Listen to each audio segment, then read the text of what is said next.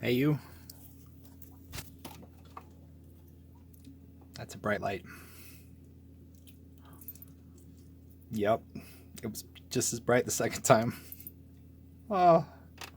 And the Lord said, "Let there be light," and there was light. And he looked at it, and it was good.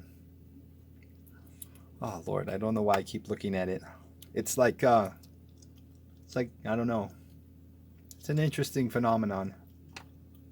Now I'm thinking about that thing where, like, people were prisoners and stuff, and even seeing, like, a little creepy crawly in their solitary cell was a big deal because it was alive. Have you ever seen the film Count of Monte Cristo, The Count of Monte Cristo, or read the book by Alexandre Dumas? It's about a guy who was wrongfully imprisoned for 13 years in the Chateau d'If in France. And the only thing that you had to mark the passage of time in the film, this wasn't in the book, but they added it for the film, which is interesting, was that they whipped you. They like beat you badly once a year on the anniversary of your incarceration. And that's how you knew a year had gone by. It's like, hey, happy anniversary, birthday of coming to prison. We're going to whip you now, like badly. And but he met this guy in jail who was trying to dig a tunnel. One day, the stones in the floor of his cell they started coming up, and he was like terrified that something like was coming, and it was a man, this old monk who had been imprisoned by Napoleon because the Napoleon thought that he knew where this vast treasure was, and he wouldn't tell him, so he put him in prison to like, well, you think about it till you're ready to tell me where the treasure is, said Napoleon, and then he didn't ever want to tell Napoleon where it was. He said he didn't know, but he did know where it was, and so he just stayed in prison. Because if he had given Napoleon this vast treasure, it would have turned the tide of the war, and he didn't want Napoleon to be emperor of the whole world. So instead, he like stayed in prison rather than telling Napoleon where this treasure was. And so this old monk that the guy, the Monte Cristo main character called the priest, he was like a priest, some kind of a Catholic monk or bishop or some kind of clergyman.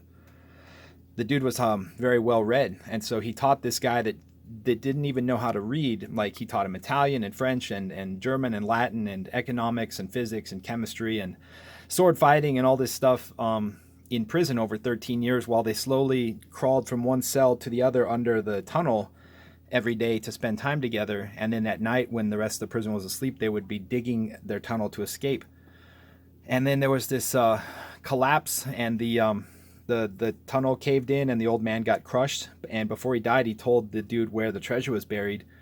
And then the guards came to like carry the dead body out in a gunny sack. But while they had him like tied up in a gunny sack, the other dude slipped into the gunny sack and pretended to be the dead body and put the dead guy in the tunnel. And then they took him out, and he was alive. He just like didn't move.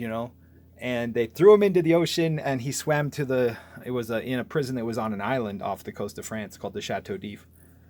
And he swam and he got his freedom. And then he became a pirate for a little while because these guys found him on the beach looking like he just escaped from jail, which he had. And they were like, well, you can join our crew and help us be pirates and stuff, or we can tell the prison guards that we found you. And so he's like, well, piracy seems like the life for me, so I'd be happy to join your crew or whatever.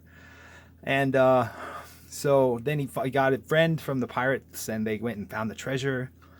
And he got revenge on the people that put him in prison wrongly, which was his friend, betrayed him and put it like a Judas situation, put him in jail, and then stole his girlfriend, and then married her and stuff. And he got revenge on that guy and all the people that put him in jail by like buying the treasure was so vast. He like bought the bank where these guys had loans, and they called in all their debts all at once and started crumbling their lives around them and stuff until they like totally their lives kind of blew up and stuff. And then they some of them would incriminate themselves because they would admit like he got him talking and stuff like, oh yeah, we did all this bad stuff, and then he had the police listening in, so he'd get them put in jail and stuff, and so on.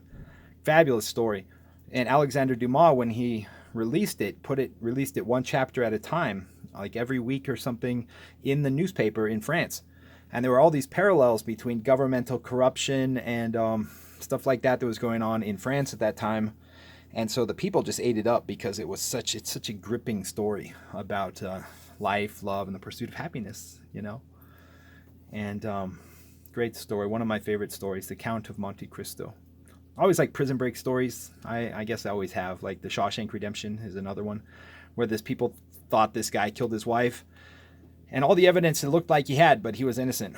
And he tunneled out of jail.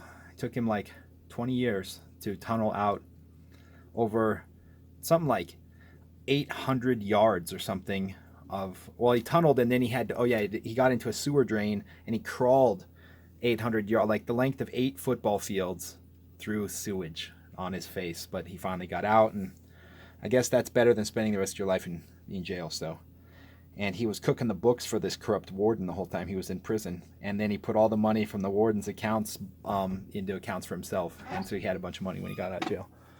So, hello, Dorothy. Yeah. I'll talk to you later. Bye.